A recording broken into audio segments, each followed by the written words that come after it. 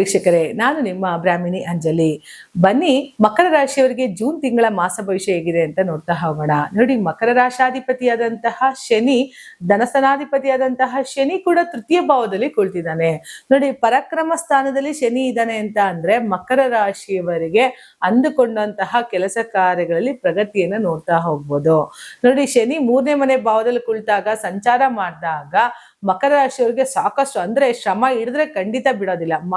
ಮಾಡೇ ಮಾಡ್ತೀನಿ, do or die, ಆ ರೀತಿ ಪರಿಸ್ಥಿತಿ ಮಕರ ರಾಶಿಯವ್ರದ್ದು. ಮಾಡು ಇಲ್ಲವೇ ಮಡಿ, ಆ ಒಂದು ಪರಿಸ್ಥಿತಿಯಲ್ಲಿ ಮಕರ ರಾಶಿಯವರು ಇಷ್ಟು ದಿನ ಹೋರಾಟದ ಫಲಗಳೇನಿದೆ, ಇಷ್ಟು ದಿನ ಸಾಧನೆಯ ಫಲಗಳೇನಿದೆ, ಅದಕ್ಕೆ ಸಕ್ಸಸ್ ಅನ್ನ ನೋಡುವಂತಹ ಟೈಮು. ಯಾಕೆ ಅಂತ ಅಂದ್ರೆ ಮಕರ ರಾಶಿಯವರಿಗೆ ಗುರು ತನ್ನ ಸಪ್ತಮ ಭಾವದಲ್ಲಿ ಬಂದು ಕುಳಿತುಕೊಳ್ಳೋದ್ರಿಂದ ಏನಾಗುತ್ತೆ, ಆ ನೋಡುವಂತಹ ದೃಷ್ಟಿ ಕೂಡ ರಾಶಿ ಮೇಲೆ ಬೀಳೋದ್ರಿಂದ ಅನ್ಕೊಂಡಂತಹ ಕೆಲಸಗಳಲ್ಲಿ ಪ್ರಮುಖ ಸಾಧನೆಯನ್ನ ನೋಡ್ತಾ ಹೋಗ್ತೀರಿ. ನೋಡಿ, ಅದೇ ಗುರು ನಿಮ್ಮ ತೃತೀಯ ಭಾವನ ನೋಡ್ತಾ ಇದ್ದಾರೆ ಅಂದ್ರೆ 5ನೇ ಭಾವ ನೋಡ್ತಾನೆ. 5, 7, 9ನೇ ಮನೆ ಗುರುವಿನ ದೃಷ್ಟಿ ಅಂತ ಕರಿತೀವಿ. ಆ ಗುರು 3ನೇ ಮನೆ ನೋಡ್ತಾ ಇದ್ರೆ ಏನಾಗತ್ತೆ, ಇಷ್ಟು ದಿವಸ ನಿರಂತರವಾಗಿ ನೀವು ಪಟ್ಟಂತಹ ಶ್ರಮಕ್ಕೆ ಸಕ್ಸಸ್ ಅನ್ನ ನೋಡ್ತೀರಿ ಮಕರ ರಾಶಿಯವರು. ಇದ್ರ ಜೊತೆಗೆ ನಿಮ್ಮ ರಾಶಿಯ ಮೇಲೆ ಗುರುವಿನ ಒಂದು ದೃಷ್ಟಿ ಬೀಳ್ತಾ ಇರೋದ್ರಿಂದ ಏನಾಗುತ್ತೆ, ಮತ್ತಷ್ಟು ಇನ್ನಷ್ಟು ಉನ್ನತ ಕೆಲಸ ಕಾರ್ಯಗಳಲ್ಲಿ ಮತ್ತಷ್ಟು ಮಗ್ನತೆ ಆಗೋದ್ರಲ್ಲಿ ಯಶಸ್ಸನ್ನ ನೋಡ್ತಾ ಹೋಗ್ತೀರಾ ಮಕರ ರಾಶಿಯವರು. ನೋಡಿ, ಮಕರ ರಾಶಿಯವರು ಇದೇ ಅಧಿಪತಿಯಾದಂತಹ ನಮ್ಮ DK ಶಿವಕುಮಾರ್ ಕೂಡ ಈಗ CM ಆಗೋದಕ್ಕೆ ಕೊಟ್ಟಿದ್ದಾರೆ. ಯಾಕೆಂದ್ರೆ ಇಷ್ಟು ದಿನ ಮಾಡ್ಕೊಂಡು ಬಂದಂತಹ ಕೆಲಸ ಕಾರ್ಯಗಳು ಏನಿತ್ತು, ಇಷ್ಟು ದಿವಸ ನಾನು ಪ್ರಯತ್ನ ಪಟ್ಟಿದ್ದೀನಿ, ಅದಕ್ಕೆ ಫಲಾನುಫಲವಾಗಿ ಪರಿಶ್ರಮವಾಗಿ ತಕ್ಕಂತಹ ಗುರುವಿನ ದೃಷ್ಟಿ ಯಾವಾಗ ಆ ಒಂದು 3ನೇ ಮನೆಯಲ್ಲಿ ಬಿತ್ತೋ, ಅದೇ ಗುರುವಿನ ದೃಷ್ಟಿ ಯಾವಾಗ ರಾಶಿ ಮೇಲೆ ಬಿತ್ತೋ, ನೋಡಿ, ಅವ್ರು CM ಆಗೋದಕ್ಕೆ ಒಂದು ಅವಕಾಶ ಸಿಕ್ತು. ನೋಡಿ, ಮಕರ ರಾಶಿಯವರು ಏನೆಲ್ಲ ಅಂದುಕೊಂಡಂತಹ ಕೆಲಸಗಳ ಕಾರ್ಯಗಳಲ್ಲಿ ಯಶಸ್ಸನ್ನ ಈ ಒಂದು ತಿಂಗಳಲ್ಲಿ, ಈ ಒಂದು ವರ್ಷದಲ್ಲೂ ಕೂಡ ನೋಡ್ತಾ ಹೋಗ್ಬೋದು. ಗುರುವಿನ ಒಂದು ಆಶೀರ್ವಾದ ಇತ್ತು ಅಂದ್ರೆ ನಮ್ಮ ಜಾತಕದ ಏನೇ ದೋಷಗಳಿರ್ಲಿ ವೀಕ್ಷಕರೇ, ಖಂಡಿತ ಕ್ಲಿಯರ್ ಆಗ್ತಾ ಹೋಗುತ್ತೆ. ಅದಕ್ಕಾಗಿ ಗುರುವಿನ ವೀಕ್ಷಣೆ ನೋಡ್ತಾ ಹೋಗ್ತಾರೆ. ಯಾವುದೇ ಜಾತಕ ಹಿಡಿದ ತಕ್ಷಣ ಮೊದಲು ನೋಡೋದೇ ಅದೇ, ಯಾವ್ಯಾವ ರಾಶಿಗಳ ಮೇಲೆ ಗುರುವಿನ ದೃಷ್ಟಿ ಇದೆ ಅಂತ ಹೇಳಿ. ನೋಡಿ, ರಾಶಿಯ ಮೇಲೆ ಗುರುವಿನ ದೃಷ್ಟಿ ನಿಮ್ಮ ಕೆಲಸ ಕಾರ್ಯಗಳಲ್ಲಿ ಅತಿ ಹೆಚ್ಚು ಸಕ್ಸಸ್.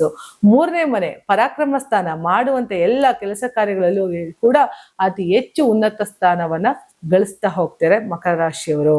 ಜೊತೆಗೆ ಮಕರ ರಾಶಿಯವರಿಗೆ 2ನೇ ಮನೆಯಲ್ಲಿ ರಾಹು ಇದ್ದಾನೆ. ಸ್ವಲ್ಪ ಮಾತಾಡ್ಬೇಕಾದ್ರೆ ಎಚ್ಚರಿಕೆ ಇರ್ಲಿ. ರಾಹು 2ನೇ ಮನೆ ಇದ್ದಾಗ ಏನಾಗುತ್ತೆ, ಮಾತು ಹೊರಗಡೆ ಬಂದಿದ ತಕ್ಷಣ ಅದು ಬೇರೆ ರೀತಿಲಿ ಟರ್ನ್ ಆಗುವಂಥದ್ದು ಅಥವಾ ಬೇರೆ ರೀತಿ ಅರ್ಥ ಮಾಡ್ಕೊಳ್ಳುವಂಥದ್ದಾಗಿರೋದ್ರಿಂದ ಸ್ವಲ್ಪ ನೋಡ್ಕೊಂಡು ಮಾತುಕತೆ ವಹಿವಾಟಲ್ಲಿ ಕೆಲಸಗಳನ್ನ ಮಾಡುವಂಥದ್ದು ಮಕರ ರಾಶಿಯವರು ಬೆಸ್ಟ್ ಅಂತ ಹೇಳ್ಬೋದು. ಇದೇ ಮಕರ ರಾಶಿಯವರಿಗೆ 7ನೇ ಮನೆಯಲ್ಲೇ ಶುಕ್ರನ ಸಮಾಗಮ, ಗುರುವಿನ ಸಮಾಗಮ, ಬುಧನ ಸಮಾಗಮ ಆಗ್ತಾ ಇರೋದ್ರಿಂದ ಸಾಕಷ್ಟು ಯಶಸ್ಸು ಕಾರ್ಯಗಳನ್ನು ನೋಡ್ತಾ ಹೋಗ್ಬೋದು.